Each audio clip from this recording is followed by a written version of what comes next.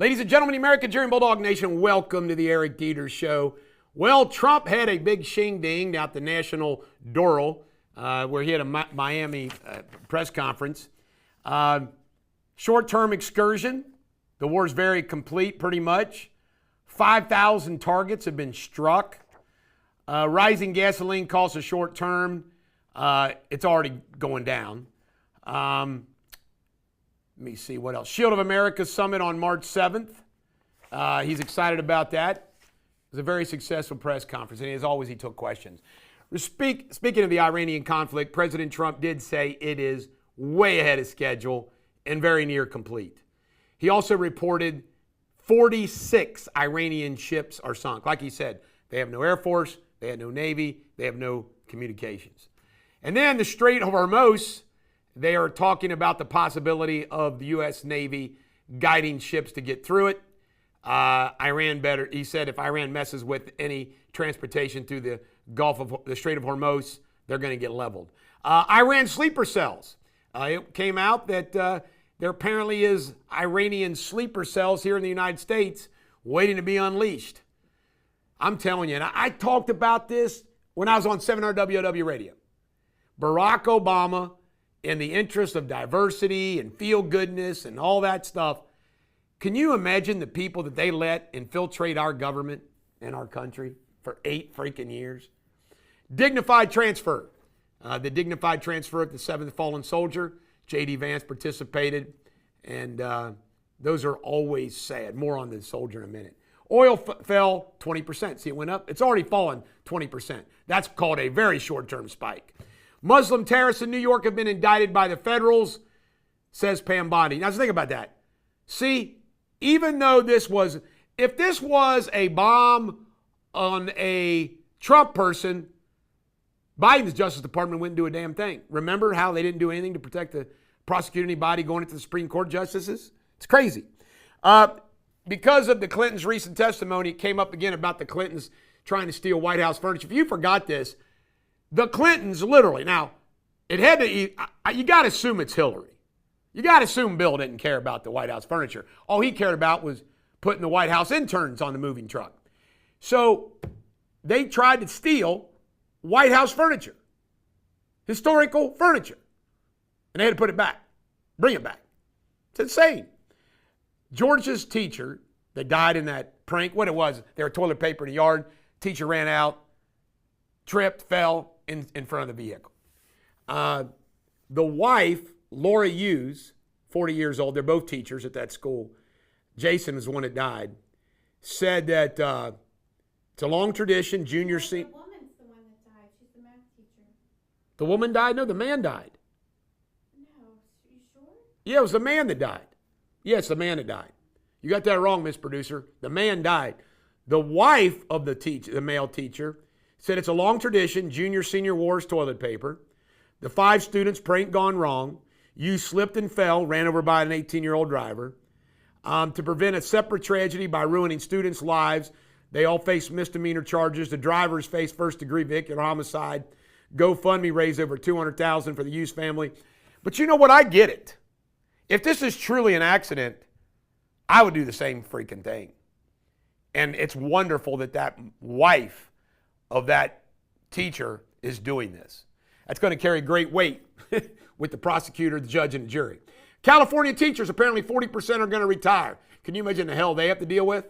Dems, you can't make this up. The Dems are polling. There's only one group that's polling lower than Democrats right now, Iran.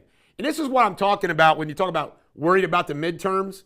Midterms are going to turn out, well, just think about that. Democratic elected officials poll just above Iranians.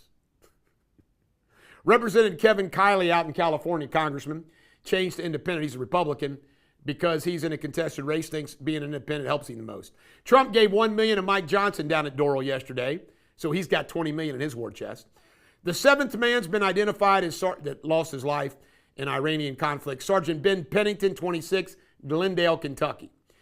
Alexander brothers, Tall, Oren, and Allen. They were like rich real estate guys. Sentencing's August 6th. They're facing life imprisonment. They were found guilty of using their wealth and influence and luxury properties in Hamptons and Aspen to lure, drug, and rape dozens of women for nearly 20 years. Unfreaking believable. You know what? If you're a billionaire, you shouldn't have to drug somebody to get lucky. All right, world news. Australia. Pressure by Trump got Australia to give asylum to 5 Iranian soccer team members, female soccer team members. And Trump said he would be honored to escort oil through the Gulf of Hormuz for China and President Xi. Remember what I told you, folks? The reason why Xi and Putin is staying out of this is Trump's promised them they'll keep getting their Iranian oil. Nobody, I mean, I watch Fox News all the time. It's always on. No one has ever said that except me. I should have a national show one day. Pop culture. CIA apparently hid since the 1950s. They had some kind of a beeline on a cancer cure. Now, I hope they take that report and check it out and verify it, and let's do this. Can you imagine? We now got the wonder drug for being fat, GLP drugs. Can you imagine if we cured cancer? Wow. All the misery that it would save.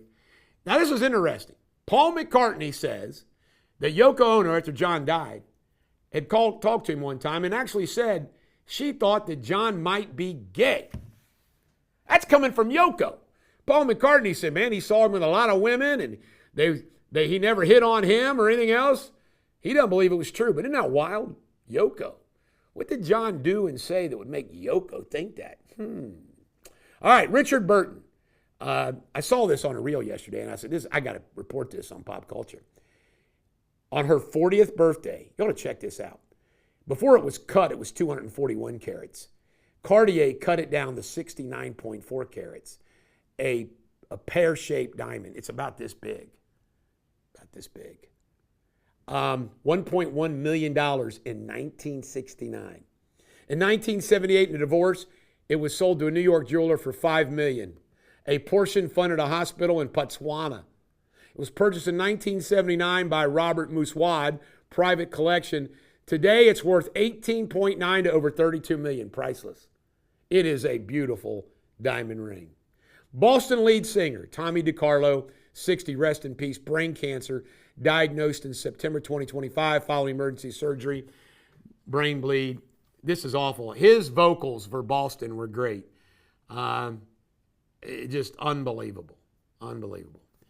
Sports Without Boundaries. Arizona State basketball is firing Bobby Hurley, one of the greatest collegiate point guards of all times. His contract expires June 30th. The Cowboys signed in free agency Rashawn Gary from Green Bay for a 2027 fourth-round draft pick. Tua Tagovailoa, one-year deal with the Falcons. Rico Dowdle from the Panthers, 3-year deal with the Steelers. And USA Baseball behind Paul Skeens and Aaron Judge beat old Mexico. Shakespeare insult of the day, do not be a dog-eared, beslubbering scut. This is the Bulldog. Every dog has their day. Have a great day.